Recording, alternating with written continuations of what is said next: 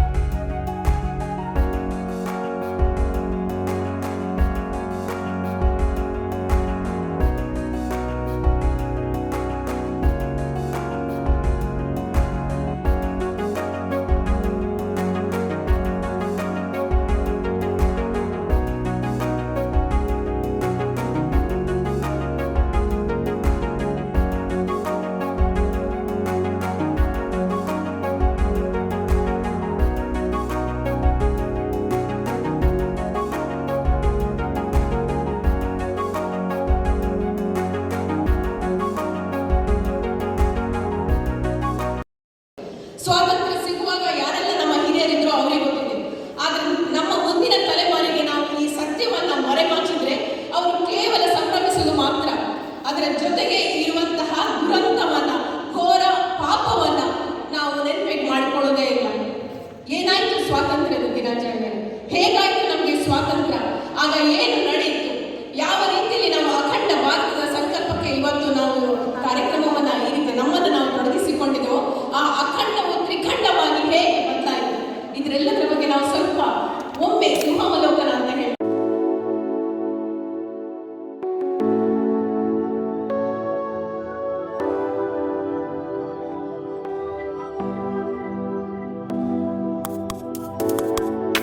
ಇವತ್ತು ಮತ್ತು ಇವತ್ತಿನ ಹಲವಾರು ವರ್ಷಗಳಿಂದ ನಮ್ಮ ಸಂಘಟನೆಗಳ ಕಾರ್ಯಕರ್ತರು ಈ ಪಂಚಿನ ಮೆರವಣಿಗೆಯನ್ನು ಮಾಡಿಕೊಂಡು ಬಂದಿದ್ದಾರೆ. ಅಖಂಡ ಭಾರತದ ಸಂಕಲ್ಪವನ್ನು ಮಾಡಿದ್ದಾರೆ. ಸ್ವಾತಂತ್ರ್ಯೋತ್ಸವದ 75ನೇ ವರ್ಷವನ್ನು ಅಮೃತ ಮಹೋತ್ಸವವನ್ನಾಗಿ ಆಚರಿಸುತ್ತೇವೆ ಎನ್ನುವ ಕಾರಣಕ್ಕ ಅಷ್ಟು ಮಾತ್ರ ಅಥವಾ ಸನಾತನೆಯಾದ ನಮ್ಮ ತಾಯಿ ಭಾರತಿ ಎಂದೆಂದಿಗೂ ಮರಣವನ್ನಿಲ್ಲದಂತಹ ಅಮೃತ ಸಂಸ್ಕೃತಿಯ ಸಂಸ್ಕಾರದ ಪ್ರತೀಕ ಅನ್ನುವ ಕಾರಣ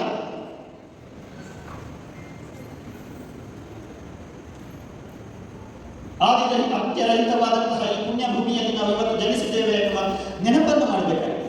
ಅದಕ್ಕೋಸ್ಕರ ನಾನು ಹೇಳ್ತಾ ಇದ್ದೀನಿ, 5 ಪ್ರಮುಖ ಅಂಶಗಳನ್ನು ನಾವು ಗಮನಿಸಬೇಕು. ಜಗತ್ತಿನ ಬೇರೆ ಯಾವುದೇ ನಾಗರಿಕತೆ, ಬೇರೆ ಯಾವುದೇ ಸಂಸ್ಕೃತಿ, ಬೇರೆ ಯಾವುದೇ ಜನಾಂಗ, ಬೇರೆ ಯಾವುದೇ ಧರ್ಮಗಳು ಕಂಟೆರೆಯದಂತಹ ಸಂದರ್ಭದಲ್ಲಿ ಜಗತ್ತಿಗೆ ಬೆಳಕನ್ನು ನೀಡಿದಂತಹ ಈ ಭಾರತ, ಈ ಸನಾತನ ಭಾರತೀಯ ಆ ವೈಭವವನ್ನು ನಾವು ನೆನಪು ಮಾಡಿಕೊಳ್ಳಬೇಕು. ಆ ನಂತರ ಜಗತ್ತಿನ ಬೇರೆ ಧರ್ಮಗಳು ಹುಟ್ಟಿಕೊಂಡು ಈ ದೇಶದ ಶ್ರೀಮಂತಿಕೆಯನ್ನು ದೋಚಬೇಕು ಅನ್ನುವ ಕಾರಣಕ್ಕೆ ಕೇವಲ ಹೇಳಿ ಅದೆಷ್ಟು ತಲೆಮಾರುಗಳು ತಮ್ಮ ಜೀವನವನ್ನು ಸಮರ್ಪಿಸಿದರು.